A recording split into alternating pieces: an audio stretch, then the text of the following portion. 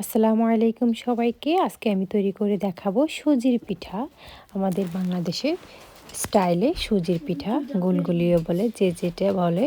তো এখানে আমি চাউলেরটা না নিয়ে আমি কর্ন নিয়ে এলাম, কর্ন মিল।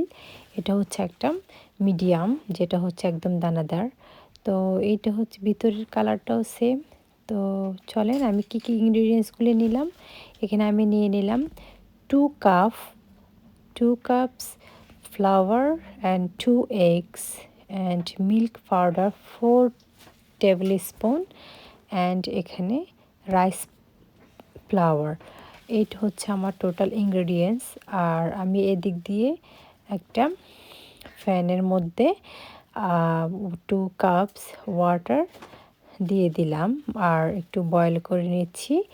আর এর মধ্যে আমি সুগার এবং পরিমাণ মতো সল্ট দিয়ে ওয়াটারটা বয়েল করে নিলাম। বয়েল করার পরে এর মধ্যে আমি কর্নমিল দিয়ে দিলাম, কারণ হচ্ছে একটু বয়েল করে নিয়ে সিদ্ধ করে নিচ্ছি আমি। আর অবশ্যই সিদ্ধ করে নিতে হবে। সুজি অথবা রাইসের যে কর্নটা, ওটা দিলেও করা যায়। আর আমি যেহেতু এটা ব্যবহার করছি, আমি সবসময় একটু সিদ্ধ করে নেই। সিদ্ধ করলে পিঠাটা খুবই টেস্টি হয়, উপরে ক্রিস্পি অ্যান্ড ভিতরে সফট থাকে।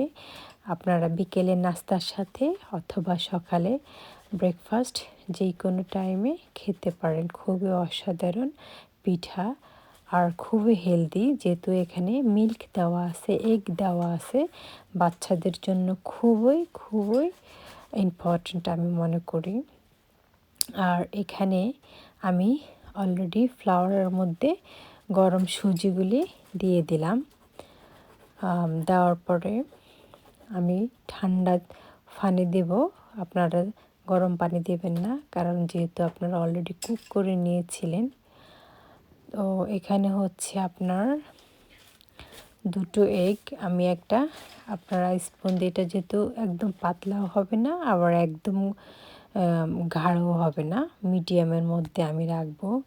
অবশ্যই আপনারা এভাবে ফলো করলে পিঠাটা খেতেও মজা, এবং আমি আপনাদের সাথে শেয়ার করব ভিতরে কেমন হয়েছে। আর খাওয়ার সময় টেস্টটা অসাধারণ হয়, বাচ্চারা খুবই পছন্দ করে। যেহেতু আমি এটা ম্যাক্সিমাম টাইমে তৈরি করে থাকি একমাত্র আমার ছোট বাচ্চার জন্য।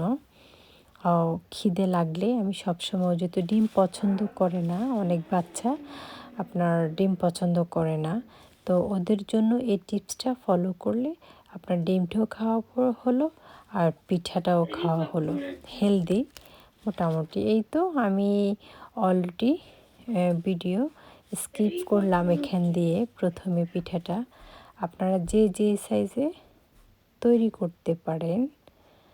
তো ভিতরে কীরকম হয়েছে দেখেন, উপর দিয়ে ক্রিস্পি অ্যান্ড ভিতরে সফট, খুবই অসাধারণ হয়েছে, একদম কেকের মতো মনে হয়, জালি জালি। তো এইভাবে আমি অলরেডি আমার হয়ে গেছে, আর অল্প একটু আছে। আপনারা চাইলে আপনাদের মতো সাইজ অনুযায়ী করতে পারেন, ছোট ছোট করতে পারেন, বড় বড়। আমার যেহেতু শর্ট টাইম, এই পিঠাটা বানানোর উদ্দেশ্য হচ্ছে আমি বাচ্চাদেরকে নিয়ে আমাদের এখানে বিচে যাব।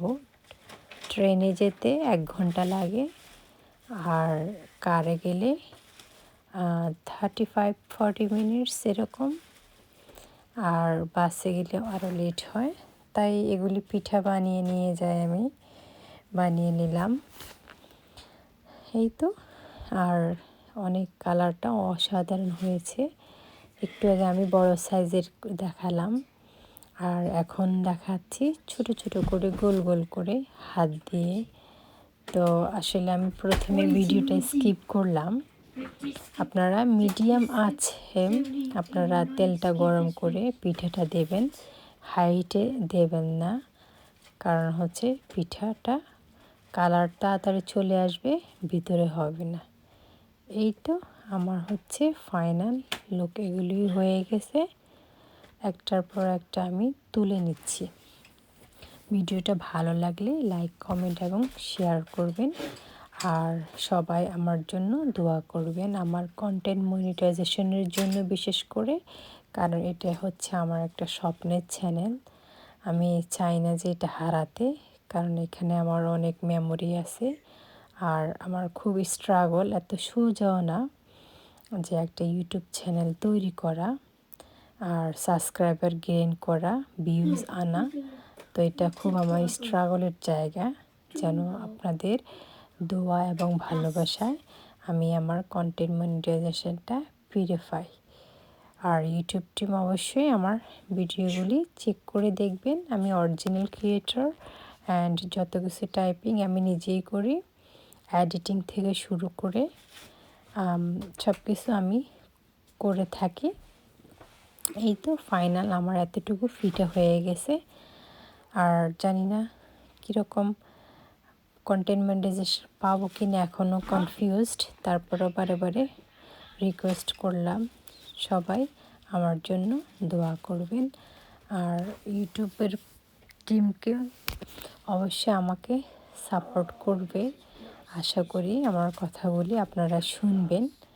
আমার এই তো পিঠাগুলির লুক ভিতরে জালি জালি হয়েছে, আর বাচ্চারা এটা খুবই পছন্দ করবে আমার টিপস অনুযায়ী ফলো করলে।